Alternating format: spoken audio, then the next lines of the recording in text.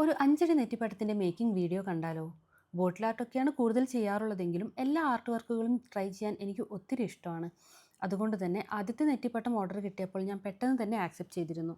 ഇതിപ്പോൾ രണ്ടാമത്തെ തവണയാണ് ഈ ഒരു സൈസിൽ ചെയ്യുന്നത്. 3 ലെയറായി ഒട്ടിച്ചെടുത്ത ബേസിലാണ് ഇതെല്ലാം ഒട്ടിച്ചെടുക്കുന്നത്. ആദ്യം തന്നെ എല്ലാം ഒന്ന് അറേഞ്ച് ചെയ്ത ശേഷം മൂലഗണപതിയിൽ നിന്നാണ് തുടങ്ങേണ്ടത്. ശേഷം ത്രിമൂർത്തികൾ, ലക്ഷ്മി, സരസ്വതി, പാർവതി, സപ്തഋഷികൾ, വിശ്വാമിത്ര, വിശ്വകർമ്മ, അഷ്ടവസുക്കൾ, നവഗ്രഹങ്ങൾ അങ്ങനെയുള്ള ദേവീ സങ്കല്പങ്ങളെല്ലാം ഒട്ടിച്ചു കൊടുക്കാം.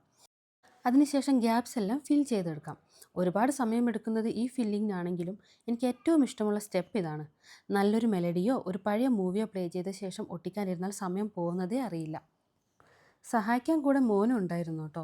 ആൾക്ക് കളിക്കാൻ കുറച്ച് ഹാഫ് ബോൾസ് കൊടുത്തതോടെ ആളും ഉഷാറായി. ഞാൻ ചെയ്ത ആദ്യത്തെ നെറ്റിപ്പട്ടത്തിന് ബോർഡർ കൊടുത്തത് ത്രെഡ് വർക്കിലായിരുന്നെങ്കിൽ ഇത്തവണ കൊടുത്തിരിക്കുന്നത് മയിൽപ്പീലിയാണ്. വർക്ക് കംപ്ലീറ്റ് ആവാൻ 4-5 ദിവസം എടുത്തെങ്കിലും ഒട്ടും ബോറടിച്ചില്ലെന്ന് മാത്രമല്ല ഫനിൽ ലുക്ക് ഒരുപാട് ഇഷ്ടമാവുകയും ചെയ്തു.